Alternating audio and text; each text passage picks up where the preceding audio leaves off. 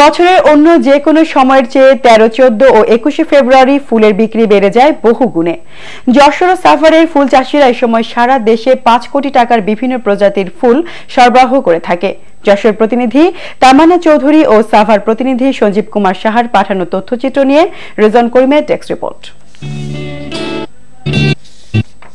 ঋতুরাজ বসন্তের শুরু, ভালোবাসা দিবস আর শহীদ স্মরণে যেন ফুলের মেলা দেশ জুড়ে। খুচরা পাইকারি কেনাবেচায় জমে উঠেছে দেশের ফুলের বাজার। সারা বছর ব্যবসায়ীরা যে দামে ফুল সরবরাহ করে থাকে, এ সময়টাতে ফুল বিক্রি করে তার চেয়ে বেশি দামে। যশোরের ঝিকরগাছা থেকে স্থানীয় ব্যবসায়ীরা ছাড়াও দেশের বিভিন্ন স্থান থেকে ব্যবসায়ীরা ফুল কিনে নিয়ে যায়।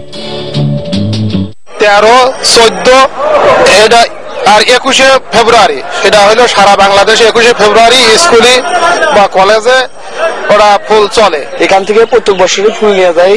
এবার তুলনামূলক ফুলের দাম খুবই কম। আমরা ব্যবসা করতেছি, ভালো ব্যবসা করতেছি। 5 টাকার ফুল আমরা 10 টাকা 15 টাকা করে পিস বেশি, এক এক ফুলে 10 টাকা করে লাভ করি।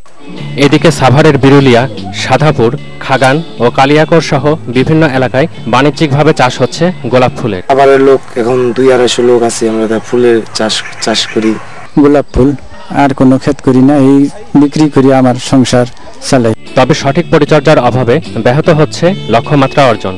বাংলাদেশে যে হর্টিকালচার বিভাগ আছে এর উদ্যোগে ছোট ছোট ভাবে বিভক্ত করে কৃষকদেরকে যদি ট্রেনিং এর ব্যবস্থা করা যায়, তারা হাতে কলমে এগুলোকে শেখানো যায়, তাহলে আমরা গোলাপ চাষের মাধ্যমে আমাদের বৈদেশিক মুদ্রা অর্জনের আরেকটি ক্ষেত্র উন্মোচন করতে পারবো। সরকার আমাদের যদি একটু কোল্ড স্টোরের ব্যবস্থা করে দিত তো মনে হয় গ্যালেরিয়া ফুলের চাষটা বেশি হতো।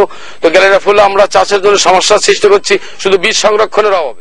ফাগুন এসেছে, পলাশ শিমুল বনে লেগেছে আগুন, রক্তরাঙা কৃষ্ণচূড়ায় দোলা লেগেছে, এসেছে ফুলের স্নিগ্ধতায় নতুন করে জেগে ওঠার দিন। রেজওয়ান করিম, মোহনা সংবাদ।